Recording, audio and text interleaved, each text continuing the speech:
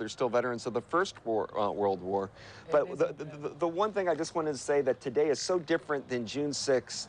Weather-wise, it's so beautiful. Yep. It's not gray, it's not misty, but the one thing that's similar is the noise. And I don't know if the listeners keep hearing the helicopters like we are here, but it was so loud on D-Day that when the explosions, the airplanes, the smoke, it was just it was a chaos going on the beach. And today, when I've seen a few of your cameras are panning the beaches, it looks so Pacific and it's so hard to imagine that those were such hard-fought battles on those beautiful beaches. And as you talk about the survivability of the veterans, you mentioned a figure a few moments ago. What is it, 1,200 are dying? A day. That's just remarkable. You know, the military had a figure that I found absolutely stunning, and that is that there are still 4 million World War II veterans alive. Their median age, 80.1.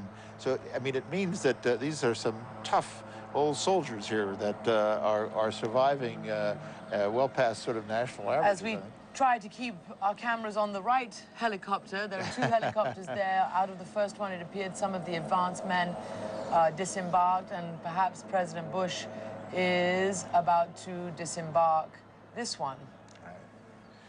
Not yet. There we are. You know, this late arrival is going to play havoc with President Chirac's schedule because he has a very tightly timed day with all of these bilateral ceremonies he's going to today. There they are, both presidents and their wives meeting again. They had lunch, or rather dinner, together last night at the Élysée. Significantly, it was a private dinner. It wasn't one in which all the other heads of government, heads of state were invited. And we're told that it was deliberately so, part of another show of trying to warm the ties that have been so badly frayed over these last several years, certainly the last 2 years. Both presidents say that despite their differences, they have never felt their friendship had been eroded, but I think that's putting a nice gloss on what really went on, because there were such sharp words and such deep, deep divisions, not just between their spokespeople, but really that were flying across the Atlantic between the leaders as well. We were told in a briefing this week that on this new UN resolution that's coming up, the veto word is not going to come up from the French at all. They may abstain if they find it to their dislike, but they're not going to even mention the word veto. And of course, you're talking about the resolution that will govern the post-occupation governing of Iraq. And certainly we've been talking to senior aides to President Chirac, and they tell us that they fully expect and hope that this resolution will be presented at the Security Council early this week, and that they will be able to vote yes, they're hoping. As we look now at the Queen of England, Queen Elizabeth, at Juno Beach, paying tribute to the fallen Canadian soldiers, the British who had played such a heroic role also in the D-Day invasion, the Queen who has come back on many of these round number anniversaries to pay tribute, was here at the 50th anniversary. She's accompanied, although we don't see him right now, by the Duke of Edinburgh, her consort, and also Prince Charles, her son and heir to the British throne, has been and is here, and he himself has taken part in a number of commemorations of the acts of the veterans 60 years ago. In fact, yesterday he placed a wreath and paid tribute to the survivors of the assault on Pegasus Bridge near Caen, which was the first assault, wasn't it, of D-Day, the first strategic target that was taken by elements of the 6th British Airborne Division. Well, yes, and I'm watching on the set and thinking about President Bush. This is an important trip that he's made to Europe right now. He went to Rome for the liberation. This is the 60th anniversary, met with the Pope, and he's in many ways trying to repair, I think, U.S.-European relations. He's slipped in the polls in recent days and weeks. He's even in most American political polls with the Democrat John Kerry And I think that he's wanting to show that he truly is a world leader, somebody who isn't snubbing his nose at NATO and the United Nations, that he isn't a cowboy, but he's somebody who wants to pay respect to Europe on this trip. There's somehow a different feel to this trip than his previous ones to Europe. Significantly, Americans are, as they're polled over and over again, in the background of that picture at Colleville, you can see Colin Powell, Secretary of State, and Condoleezza Rice, the U.S. National Security Advisor. Significantly, Andrew Card, the White House Chief of Staff there. Americans like to feel part of an international union. Okay, they don't want their policies subjugated to another capital, but they like the fact that their country is part of an alliance. They were polled over and over again before the Iraq War on that very issue. And over again, they said they by far supported a war that was part of an alliance and not just a U.S. go-it-alone war. Absolutely so. And remember, American taxpayers pay a lot of money to the United Nations and a lot of money to NATO, a lot of money to keep our troops in Europe. And we don't like being the bad guys. I've talked to a lot of people recently with the prison abuse scandal in Iraq, and some friends of mine, people were saying, geez, I'm embarrassed to go to Europe right now because of that prison scandal. So we like to be the white hats of the United States. We don't like to be seen as being wrong. And lately, the Bush administration has found itself in a pickle. There were no weapons of mass destruction. We probably miscalculated somewhat in Iraq, and he's trying to turn it around. And one thing both President Bush and John Kerry have both been saying similar is that we're going to have to bring European allies into Iraq more. And the way you've got to do it is by making visits like this to people like Mr. Chirac and convincing him to be on our side a little more, at least stay out of the fray and don't be critical. Yes, and as we prepare to start taking the speeches, though, no amount of papering over is going to cause the French to send troops. I mean, President Chirac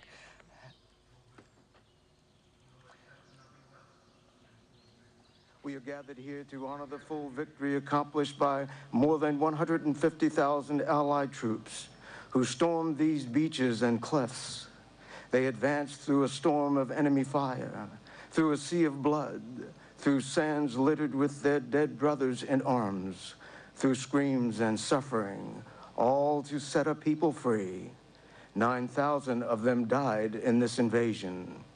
Many thousands more were wounded, maimed and injured. All across America, homes were hushed in sorrow as the young men of the United States gasped their last breaths on a distant shore in a faraway land. But burning with a flame bright beyond common understanding, there were heroes who led the way to win the high ground. They beat incredible odds and won the victory. As we understand even a small portion of their accomplishments on that day, we are staggered by their courage. We give thanks to you, O Lord, for them and for all who commit themselves to the struggle for justice, especially those who served in the cause of freedom during World War II. We honor the memory of our war dead.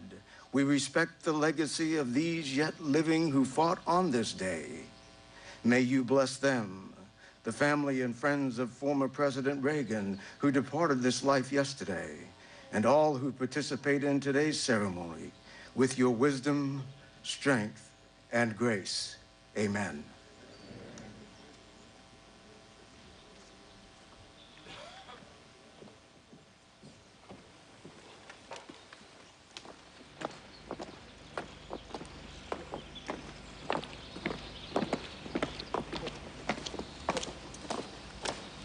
Following the invocation and the prayer, this is the color guard, and we're going to remain silent because it is going to take place in silence.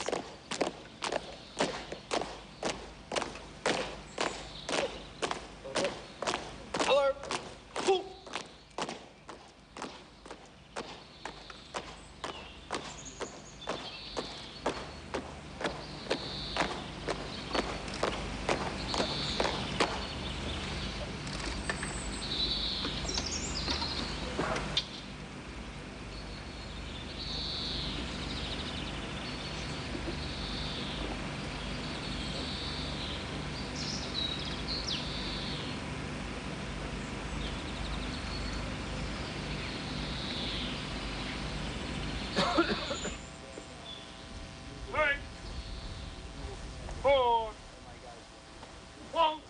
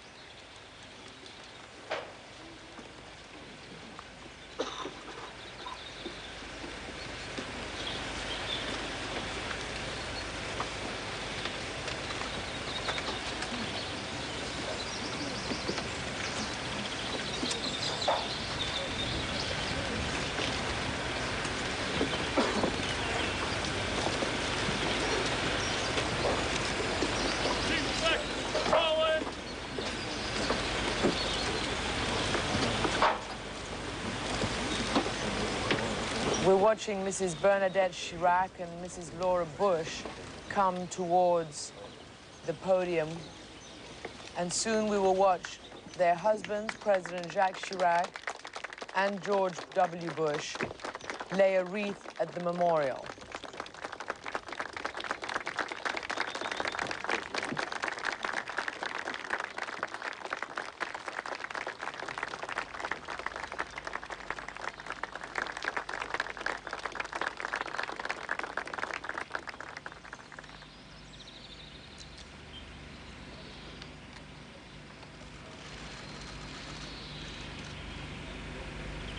This is deliberately a silent walk.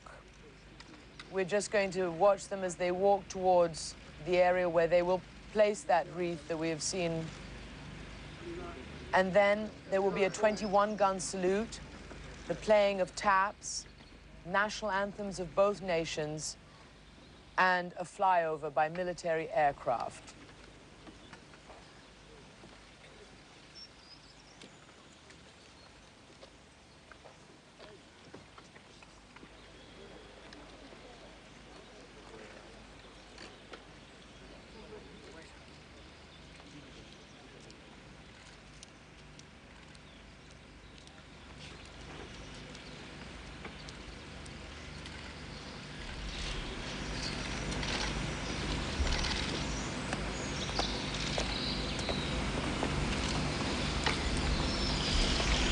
There are more than 9,000 American veterans buried at this cemetery at Colleville-Sur-Mer, people who died on D-Day itself and then on into the many months of the Battle for Normandy.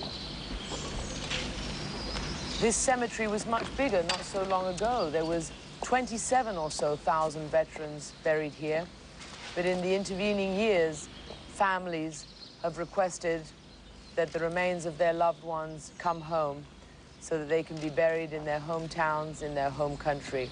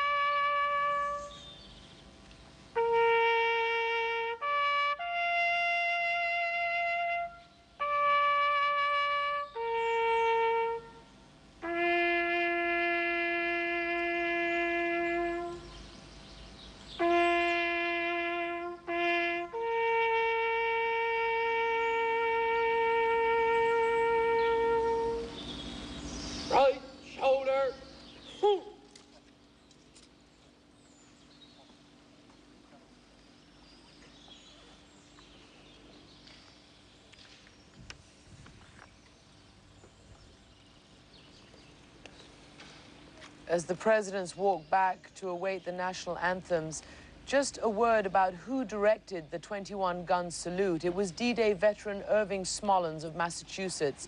He came ashore with the U.S. Army 4th Division's 29th Artillery, and his firing command today is given in honor of the missing, whose names are on the wall in the Garden of the Missing. 25 of Smolens' battery were killed when their landing craft hit a mine that day. Only 2 of those men were ever found. The other 23 remain among those unknown soldiers who are known only but to God.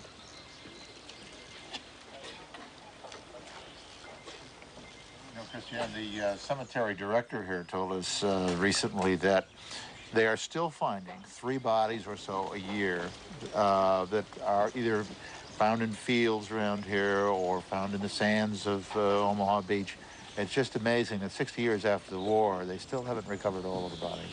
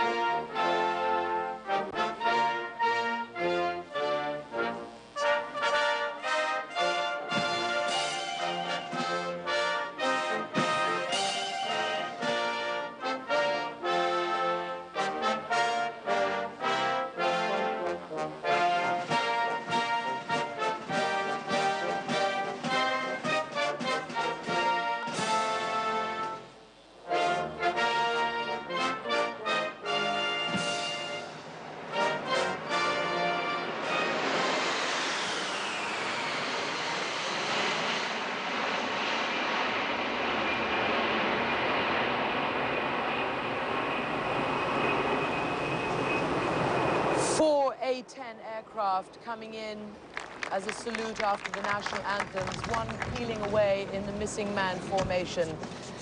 The speeches are shortly going to start, but the smell of the gunpowder, the sight of a warship, reminds you of what it must have been like that day. Du débarquement. Veterans, Mr. President of the United States of America, ladies and gentlemen, Dans ce haut lieu de la mémoire des hommes, we stand here sur cette terre sacrée, on hallowed notre ground, histoire, in a place engraved brûle forever à jamais in la our flamme du memories souvenir. for the role it has played in our Contre la history. nuit de l'oubli, Against the nous dark voici rassemblés night of oblivion, pour rendre we are gathered hommage here aux today soldats de la liberté, to pay homage, aux to pay héros tribute légendaires to the soldiers of l'opération freedom, Overlord. to the legendary heroes of Operation Contre Overlord. le temps qui fuit, And against nous the voici ensemble swift pour passage of rappeler aux time, générations nouvelles our presence together today is indeed a reminder to younger generations of the true significance of a war that continues to shape our understanding of the world. France will never forget. She will never forget that 6th of June 1944. the day hope was reborn and rekindled. She will never forget those men who made the ultimate sacrifice to liberate our soil, our native land, our continent from the yoke of Nazi barbarity and its murderous folly, nor will it ever forget its debt to America, its everlasting friend, and to its allies, all of them, thanks to whom Europe, reunited at last, now lives in peace, freedom, and democracy. 60 years ago, the fate of France, of Europe, and of the world was played out on these Normandy beaches, here on Omaha Beach, on bloody Omaha. Today, as we stand in respectful silence, our emotion is undimmed at the spectacle of these rows upon rows of crosses, where your companions, your brothers-at-arms, fallen on the field of honor, now rest for all of eternity. Our hearts are indeed heavy as we contemplate their courage, their self-sacrifice, their generosity. And our spirit is indeed uplifted by the absolute ideals of these youngsters who offered up their last breath to save the world. I speak for every French man and woman in expressing our nation's eternal gratitude and unparalleled debt that our democracies owe them. I salute their courage, that flight of the human soul, which by their refusal of enslavement altered and indeed reshaped the course of history, and so conferred a new stature upon mankind, upon nations and peoples. I salute the memory and the sacrifice of all these fighters, overcoming their fear, all fears. And by the rightness of their struggle and the strength of their ideals, they raised the human conscience unto a higher plane. Mr. President of the United States, this day of remembrance begins here, at Colleville-Sur-Mer, in this cemetery where, for all time, America honors its sons who died so young in the name of freedom. They are now our sons also. And to the entire American nation sharing this solemn moment with us, to all those men and women who paid the ultimate price and gratitude. For over 200 years now, the same humanist values have shaped the destinies of France and America. Our two nations have never ceased to share a common love of liberty and law, of justice and democracy. These values are rooted in the very depths of our cultures and civilization. They are the spirit of our peoples. They are the heart and soul of our nations.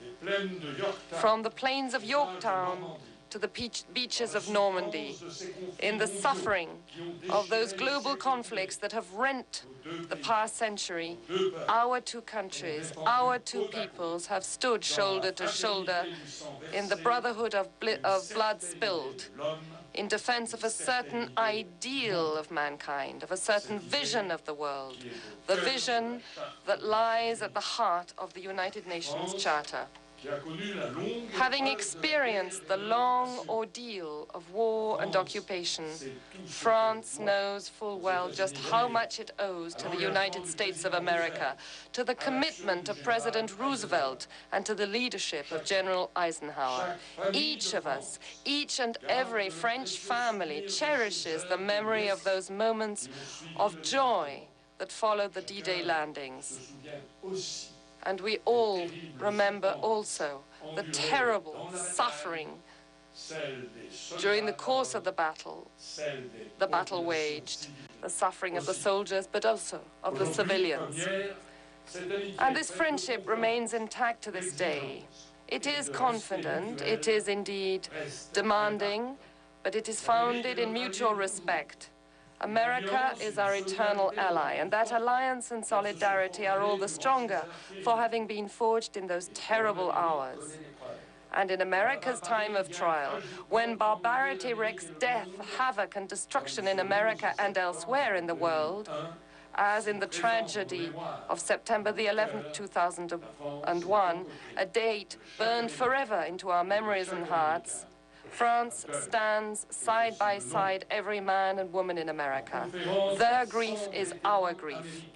In conferring the Cross of Chevalier in the Order of the Legion of Honor this morning on 100 American veterans here today, I have wanted, in the name of every French man and woman, to bear witness once again, once more, to this ancient friendship and to our gratitude. Ladies and gentlemen, this moment of remembrance is also a moment for words of peace, for the glorious combat of these men to whom we are paying tribute today, places upon us a duty vis-à-vis the future and indeed for the present. 60 years ago, these soldiers of freedom took up arms to ensure the triumph of the values to which men and women everywhere aspire and subscribe. A vision of humanity and human dignity, of peace, freedom, and democracy. But there is no end to this struggle of man against himself in a dangerous world where violence and hatred too often stir up men and even peoples. The message of these heroes, the heroes of the longest day, the flame that our forefathers bore so proudly and have now bequeathed unto us, our common heritage, which implies a corresponding duty of remembrance for us. A duty of remembrance, a duty to recall this still recent past when fanaticism, the rejection of those who are different from us, the rejection of others, cast men, women, and children into the night, the fog of the death camps. We must never forget that without a compass, without remaining faithful to the lessons of history, there can be no future. We have also a duty of vigilance, also a duty to fight ruthlessly all these upsurges and seedbeds of hatred that feed on ignorance, on obscurantism, and on intolerance. And we have a duty of remaining faithful to our values so that our generation may build and pass on to our children a world of progress and freedom, as is indeed their birthright. To build that society which bears the hallmark of respect and dialogue, of tolerance and solidarity, that was the very quintessence of the struggle we are commemorating today, to keep alive for all time the spirit of hope.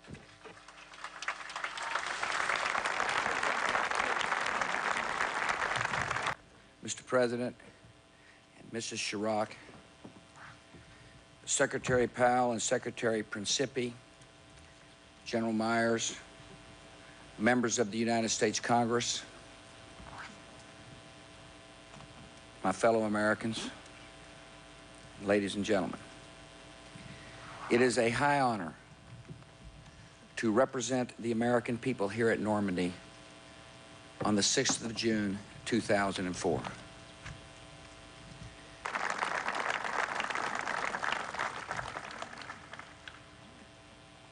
Mr. President, thank you for your gracious welcome to the reunion of allies. History reminds us that France was America's first friend in the world. With us today are Americans who first saw this place at a distance in the half-light of a Tuesday morning long ago. Time and providence have brought them back to see once more the beaches and the cliffs, the crosses and the stars of David. Generations to come will know what happened here.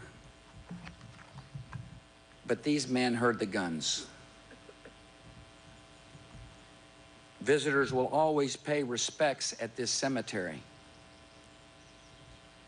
But these veterans come looking for a name and remembering faces and voices from a lifetime ago. Today, we honor all the veterans of Normandy and all their comrades who never left.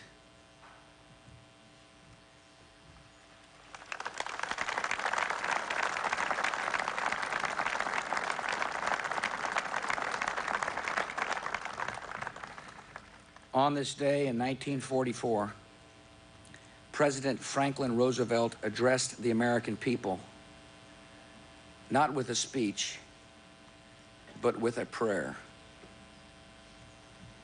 He prayed that God would bless America's sons and lead them straight and true. He continued, "They will need thy blessings. They will be sore tired by night and by day without rest until victory is won. The darkness will be rent by noise and flame. Men's souls will be shaken with the violences of war." As Americans prayed along, more than 12,000 Allied aircraft and about 5,000 naval vessels were carrying out General Eisenhower's order of the day. In this massive undertaking, there was a plan for everything except for failure. Eisenhower said, "This operation is planned as a victory, and that's the way it is going to be." They had waited for one break in the weather, and then it came. Men were sent in by parachute and by glider. And on this side of the channel, through binoculars and gun sights, German soldiers could see coming their way the greatest armada anyone had ever seen. In the lead were hundreds of landing craft, carrying brave and frightened men. Only the ones who made that crossing can know what it was like.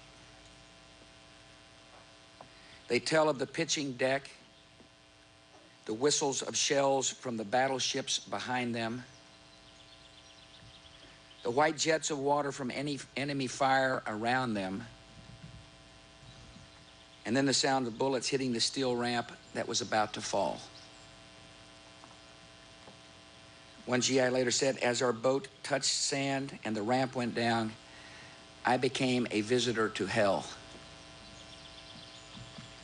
Hitler's Atlantic Wall was composed of mines and tank obstacles, trenches and jutting cliffs, gun emplacements and pillboxes, barbed wire, machine gun nests, and artillery trained accurately on the beach. In the first wave of the landing here at Omaha, one unit suffered 91% casualties.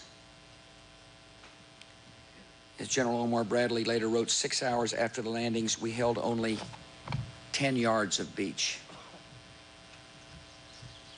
The British Commando Unit had half its men killed or wounded while taking the town of Saint-Aubin. A D-Day veteran remembers, "The only thing that made me feel good was to look around and try to find somebody who looked more scared than I felt." That man was hard to find. At all the beaches and landing grounds of D-Day, men saw some images they would spend a lifetime preferring to forget. One soldier carries a memory of 3 paratroopers dead and hanging from telephone poles like a horrible crucifixion scene. All who fought saw images of pain and death, raw and relentless. The men of D-Day also witnessed scenes they would proudly and faithfully recount. Scenes of daring and self-giving that went beyond anything the Army or the country could ask. They remember men like Technician 5th grade John Pender Jr., whose job was to deliver vital radio equipment to the beach. He was gravely wounded before he hit shore, and he kept going. He delivered the radio, and instead of taking cover, went back into the surf 3 more times to salvage equipment. Under constant enemy fire, this young man from Pennsylvania was shot twice again and died on the beach below us. The ranks of the Allied Expeditionary Force were filled with men who did a specific assigned task. From clearing mines to unloading boats to scaling cliffs, whatever the danger, whatever the cost. And the sum of this duty was an unstoppable force. By the end of June 6th, 1944, more than 150,000 Allied soldiers had breached Fortress Europe. When the news of D-Day went out to the world understood the immensity of the moment. The New York Daily News pulled its lead stories to print the Lord's Prayer on its front page. In Ottawa, the Canadian Parliament rose to sing God Save the King and the Marseillaise. Broadcasting from London, King George told his people, this time the challenge is not to fight to survive, but to fight to win. Broadcasting from Paris, Nazi authorities told citizens that anyone cooperating with the Allies would be shot. And across France, the resistance defied those warnings. Near the village of Colleville, a young woman on a bicycle raced to her parents' farmhouse. She was worried for their safety. Seeing the shattered windows and partially caved-in roof, Anne Marie Bruck called for her parents. As they came out of the damaged house, her father shouted, "My daughter, this is a great day for France." As it turned out, it was a great day for Anne Marie as well. The liberating force of D-Day included the young American soldier she would marry, an Army private who was fighting half a mile away on Omaha Beach. It was another fine moment in Franco-American relations. In Amsterdam, a 14-year-old girl heard the news of D-Day over the radio in her attic hiding place. She wrote in her diary, "It still seems too wonderful, too much like a fairy tale." The thought of friends and delivery fills us with confidence. Anne Frank even ventured to hope, "I may yet be able to go back to school in September or October." That was not to be. The Nazis still had about 50 divisions and more than 800,000 soldiers in France alone. D-Day +1 and D-Day +2 and many months of fierce fighting lay ahead. From Arnhem to Hergin Forest to the Bulge. Across Europe, Americans shared the battle with Britons, Canadians, Poles, Free French, and brave citizens from other lands taken back one by one from Nazi rule. In the trials and total sacrifice of the war, we became inseparable allies. Americans wanted to fight and win and go home. And our GIs had a saying, "The only way home is through Berlin." That road to VE Day was hard and long and traveled by weary and valiant men. And history will always record where that road began. It began here with the first footprints on the beaches of Normandy. 20 years after D-Day, former President Eisenhower returned to this place and walked through these rows. He spoke of his joy at being a grandfather, and then he said, When I look at all these graves, I think of the parents back in the States whose only son is buried here. Because of their sacrifice, they don't have the pleasure of grandchildren. Because of their sacrifice, my grandchildren are growing up in freedom. The Supreme Commander knew where the victory was won and where the greatest debt was owed. Always our thoughts and hearts return to the sons of America who came here and now rest here. We think of them as you, our veterans, last saw them. We think of men not far from boys who found the courage to charge toward death and who often, when death came, were heard to call Mom and Mother, help me. We think of men in the promised years of life, loved and mourned and missed to this day. Before the landing in Omaha, Sergeant Earl Parker of Bedford, Virginia, proudly passed around a picture of Danny, the newborn daughter he had never held. He told the fellas, if I could see this daughter of mine, I wouldn't mind dying. Sergeant Parker's remembered here at the Garden of the Missing. And he is remembered back home by a woman in her 60s who proudly shows a picture of her handsome, smiling young dad. All who are buried and named in this place are held in the loving memory of America. We pray in the peace of this cemetery that they have reached the far shore of God's mercy.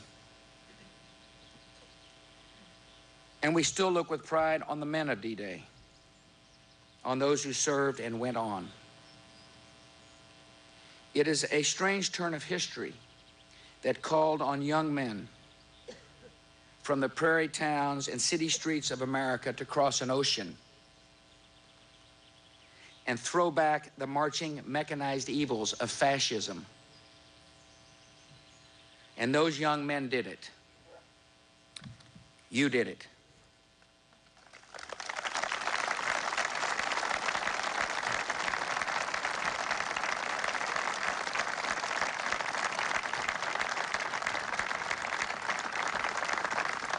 That difficult summit was reached, then passed in 60 years of living. Now has come a time of reflection with thoughts of another horizon and the hope of reunion with the boys you knew.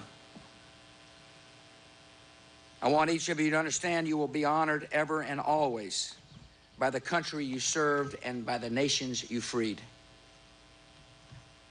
When the invasion was finally over and the guns were silent, this coast, we are told, was lined for miles with the belongings of the thousands who fell.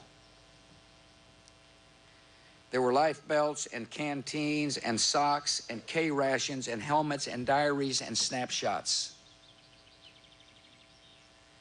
And there were Bibles, many Bibles, mixed with the wreckage of war. Our boys had carried in their pockets the book that brought into the world this message: greater love hath no man than this, that a man lay down his life for his friends. America honors all the liberators who fought here in the noblest of causes. And America would...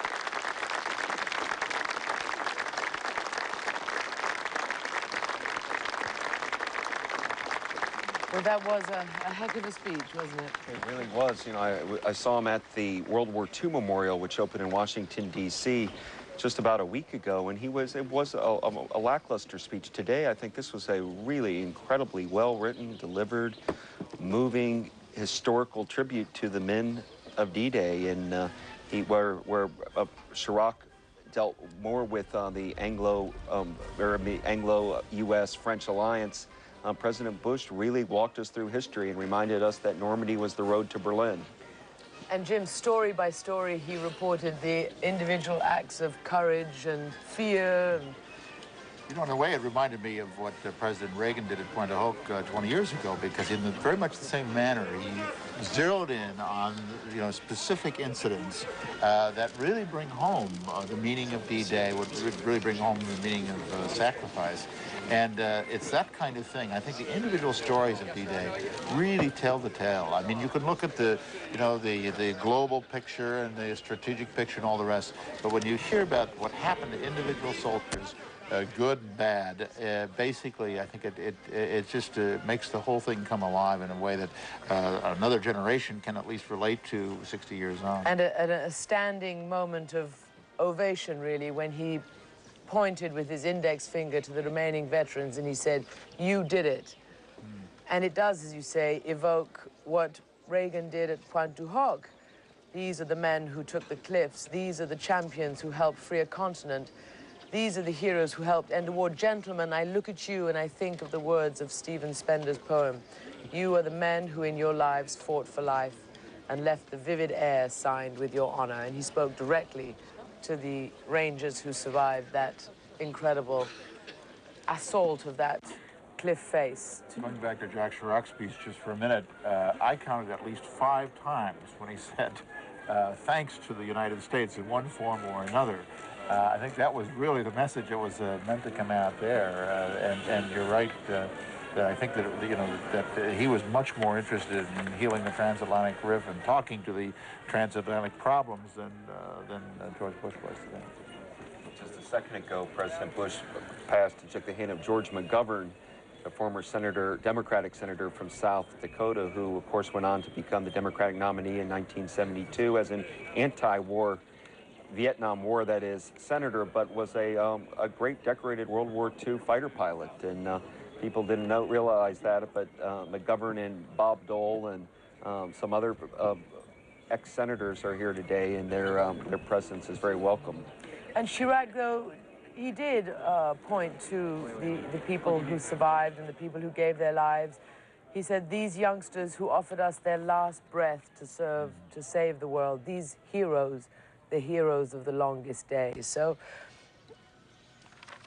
you just simply can't help but be moved, even though we weren't there. It's so long before, certainly I was born, many of us here today, long before we were born, but it's so significant. You know, in recent days in the papers, as they've stressed the remembrance of D-Day, the phrase that keeps coming up, and Jacques Chirac used it again today, this duty of remembrance, the idea that even if you weren't there, you have a duty because you are here today to remember. And you know, that was even spoken aloud at the special honor ceremony for veterans who came to Caen a few days ago, and they received special commemorative, newly minted badges for the Battle of Normandy.